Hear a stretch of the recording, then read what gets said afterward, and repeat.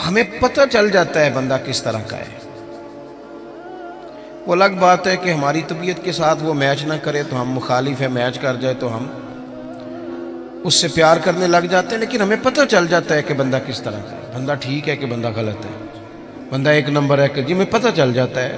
ہوتا یہ ہے کہ اگر کسی کی طبیعت سے میچ کر گیا تو بندہ کہتے صحیح ہے، اور اس نے لفٹ نہ کرائی تو پھر بندہ غلط ہے، لیکن جو غیر جانبدار ہو کر سوچتا ہے اسے خبر موصول ہو جاتی ہے۔ اب اچھے بندے کا جب ہمیں پتہ چل جائے، حق جب آ جائے، اور اسے قبول کیا جائے، اس سے بھاگا نہ جائے۔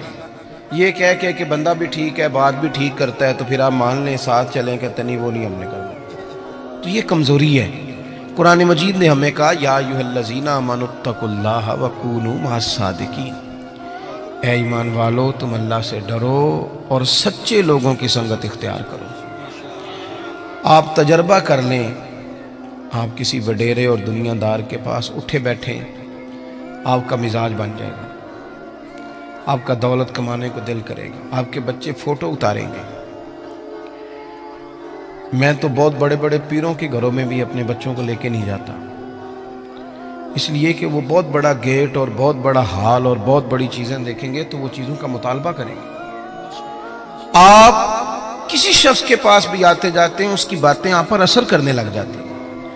آپ تھوڑی دیر کے لیے آپ کے دماغ پر وہ بندہ دستک ضرور دیتا ہے، وقتی طور پر اثر ضرور ہوتا ہے، بعد میں اس کا اثر رہے نہ رہے۔ اور پھر ایک اور بات، اگر آپ نے کسی صحیح آدمی سے کوئی صحیح بات سنی ہوئی ہے تو جس عنوان پر وہ بات آپ نے سنی ہوتی ہے نا، وہ جب آپ کے سامنے وہ چیز آتی ہے تو ایک دفعہ ذہن پہ دستک ہوتی ہے، یار میں نے یہ سنا ہوا ہے، میں نے یہ بات سنی ہوئی ہے۔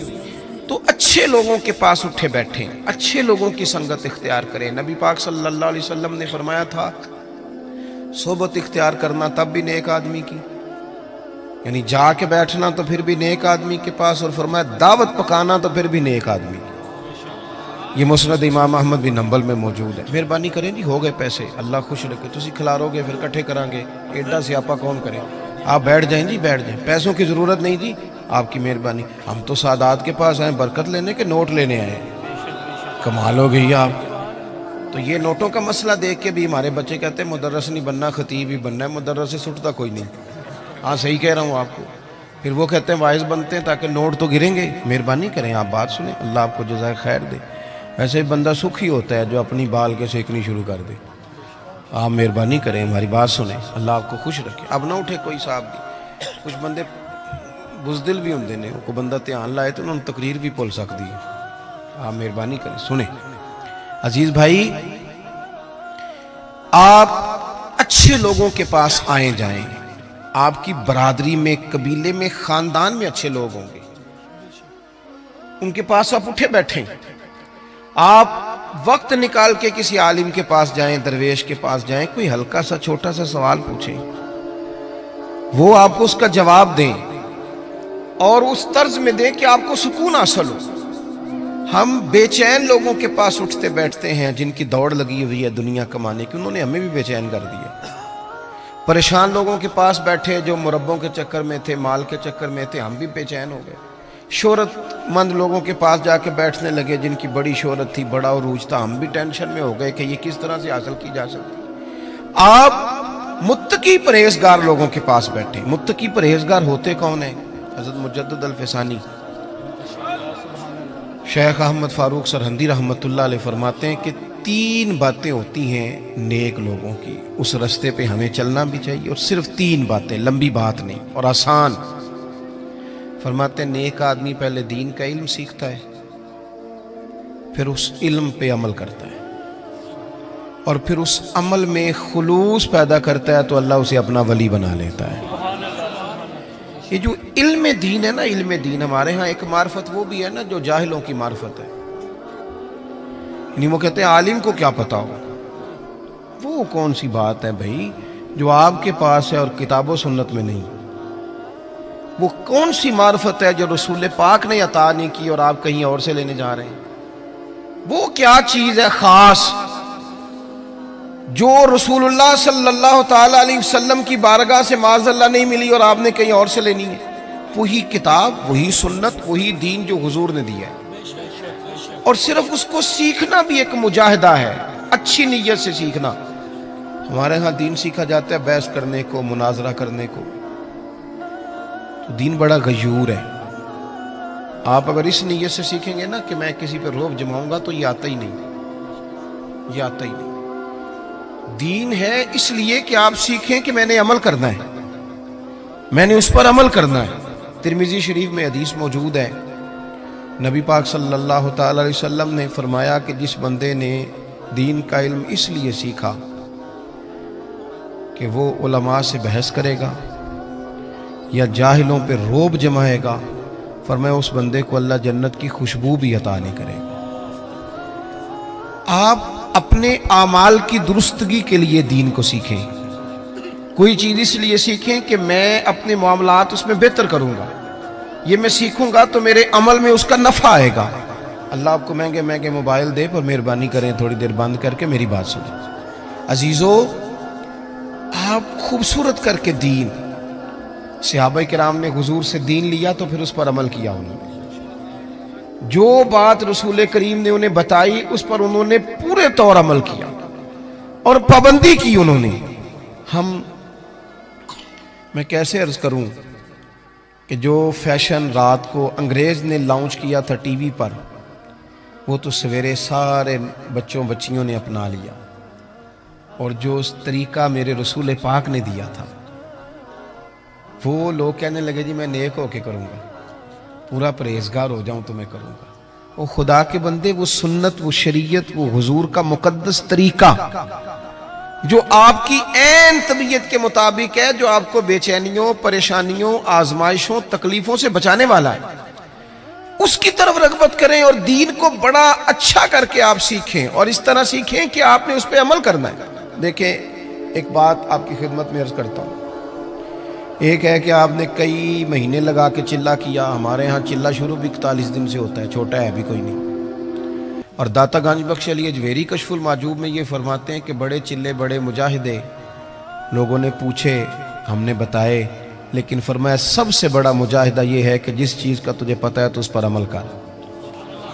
یہ مجاہدہ ہے. اور داتا صاحب لکھتے ہیں آج سے 1000 سال قبل تقریباً، فرماتے ہیں لوگوں سے کہو نا آگ پہ چل لو، چلہ کرنا ہے تو چل لیتے ہیں لیکن اپنے علم پر عمل نہیں کرتے. جو ضروری کام ہے وہ تو یہ ہے. آپ دین کو سیکھیں گے عمل کی نیت سے. حضرت امام ابو مالک رحمت اللہ علیہ کے ایک شاگرد تھے، کبھی 15 دنوں کے بعد آتے تھے سبق پڑھنے، اور کبھی 1 مہینے کے بعد آتے، کبھی 2 مہینے کے بعد آتے. شاگرد صاحب، اچھا ہم نے قانون لکھ کے لگایا ہوا اداروں میں کہ جو 3 چھٹیاں کرے گا بغیر بتائے اس کا نام خارج. تو ایک شاگرد مہینے بعد آتا ہے، اور پھر یہ جو شاگرد ہوتے ہیں، مرید ہوتے ہیں، ان کا آپس میں بھی مقابلہ چلتا ہے. توجہ ہے نا میری بات پر؟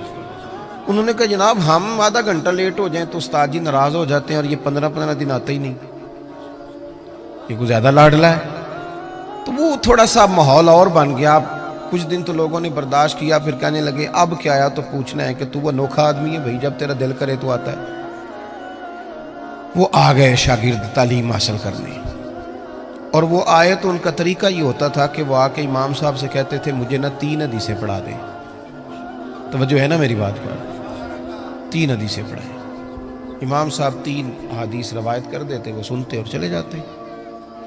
اس دن ان کے باقی کلاس فیلو جو تھے انہوں نے روک لیا. انہوں نے کہا یار ایک بات تو بتا، پہلے تو تیرا آنے کا انداز انوکھا ہے، کبھی 15 دن کے بعد آتا ہے، کبھی مہینے کے بعد آتا ہے، اور پھر تو اتنا عجیب شاگرد ہے کہ تو استادوں کو پابند کرتا ہے 3 حدیثیں پڑھانا. ان کا دل کرے 2 پڑھائیں، دل کرے تو 6 پڑھائیں.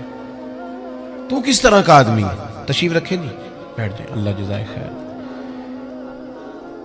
تو پہلے تو آ وقت پہ، اور پھر تو اتنا عجیب ہے کہ تو استاد کو پابند کرتا ہے. تو وہ کوئی صاحب دل آدمی تھا، وہ کہنے لگا یارو تم نے جلدی کی، اعتراض کرنے میں جلدی کی، اور کچھ تو مجبوریاں رہی ہوں گی، یوں ہی کوئی بے وفا نہیں ہوتا، تم نے جلدی کی، ذرا پوچھ تو لیتے اصل بات کیا تھی، مدعا تو پوچھتے. کہا بتاؤ. وہ کہنے لگا میں اپنے استاد سے 3 باتیں سیکھتا ہوں، جب تک ان پر عمل نہیں کر لیتا اتنی دیر واپس نہیں آتا. اس لیے کہ میں میں نے کوئی اس لیے تھوڑی سیکھا ہے کہ میں اس سے واہ واہ کراؤں گا اور میں اس سے مناظرہ کروں گا اور میں جاہلوں کو کہوں گا تمہیں کیا پتا. میں نے تو اپنی تربیت کے لیے دین لینا ہے, اپنی تربیت کے لیے. میں جلسوں پہ جاتا ہوں تو بہت سارے لوگ شکوہ کرتے ہیں, کہتے ہیں آپ 20 منٹ تقریر کرتے ہیں, 1.25 گھنٹہ کریں. تو میں کہتا ہوں پچھلے سال والی 20 منٹ والی سنا لو نا, تو اگلی اور سن لو. یہ تو ہمیں صدیاں ہو گئیں 2 گھنٹے خطاب سنتے ہوئے, اس سے لیا کیا ہم نے؟ کتنا انقلاب آیا دنیا میں. عمل کب ہونا ہے؟ ہم تو قائل ہو گئے ہیں صرف بڑے جلسے کے.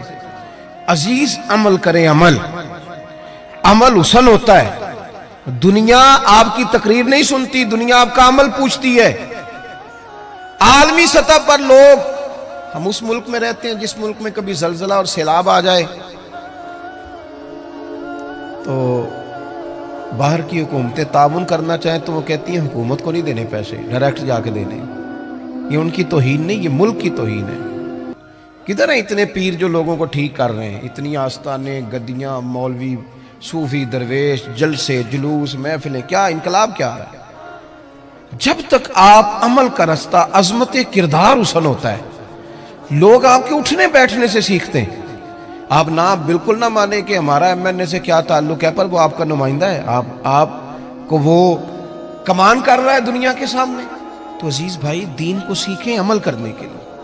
عمل جب آپ کرتے ہیں تو پھر آپ کو بھی قرار نصیب ہوتا ہے. اور اعلیٰ حضرت بریلوی رحمۃ اللہ علیہ ایک مقام پہ یہ بھی فرماتے ہیں کہ عمل کرنے والا سکون میں ہوتا ہے, بے عمل بندہ بے چین ہوتا ہے. جو کسی شے پہ عمل کر لیتا ہے نا, اسے ٹھنڈک ہو جاتی ہے. اور جو بے عمل ہوتا ہے, اب وہ چھپتا ہے, وہ کہتا ہے کہ مطلب اب میں کیسے نکلوں, یہ تو عمل کرنے کی جگہ آ گئی. تو ایک تو عمل کے لیے. دوسری بات یہ کہ علم سیکھنا ہے اور اس پر عمل کرنا ہے. اور تیسری بات حضرت مجدد صاحب فرماتے ہیں کہ اس میں خلوص پیدا کرنا ہے, للہیت. آپ اگر زندگی میں بندے راضی کرنے کے لیے نکلیں گے تو سوال ہی پیدا نہیں ہوتا آپ خوش ہو سکیں لوگ آپ سے. کیوں کہ مولا علی شیر خدا کرم اللہ تعالی وجہ الکریم فرماتے ہیں میں نے لوگوں کو اس طرح پایا ہے جس طرح نفس کی شرارتیں ہوتی ہیں. ادھر سے لوگوں کو گھیر کے لاؤ بھیڑوں کو, ادھر والی کو تو ادھر والی نکل جاتی, اور ادھر والی بھیڑوں کو گھیر کے لاؤ تو ادھر والی.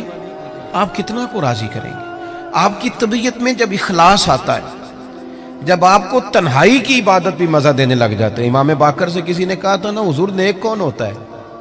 تو فرمایا جو اکیلے میں نیک ہو. لوگوں کے سامنے تو سارے نیک ہوتے ہیں, میں بھی خوشبو لگا کے پگڑی باندھ کے آیا ہوں, پتہ تو تب چلے گا کہ جب سویرے میں اٹھا فجر کے لیے تو میں نے کس ذوق سے وضو کیا, میں نے کس درد سے مصلی بچھایا. آپ کی تنہائی, آپ کا خلوص, للہیت کتنی ہے آپ کے اندر, للہیت کتنی ہے. حضرت عمر فاروق رضی اللہ تعالیٰ عنہ فرماتے ہیں کہ 3 دن ہوئے تھے حضرت صدیق اکبر کے وصال کو, اور میں خلیفہ بنا, مجھے 3 دن ہو گئے تھے. میں مسجد نبوی کے باہر ایک کونے میں بیٹھا تھا تو 2-3 چھوٹی چھوٹی بچیاں آ گئیں. مطلب سوال ہی نہیں پیدا ہوتا, میں خطیب ہوں مسجد کا, تو کوئی بندہ مجھے کہے کہ جناب مولوی صاحب یہ ذرا چارے والی گٹھڑی ہے تو میرے سر پہ رکھا دو. اس کی جرت ہے وہ کہے پتہ نہیں میں پیر صاحب ہوں, اتنی طاقت تیری, تو نے مجھے کہہ دی ہے. طاقت ہے کسی کی کہ وہ کہہ سکے جناب حضرت ذرا نیچے اتریے.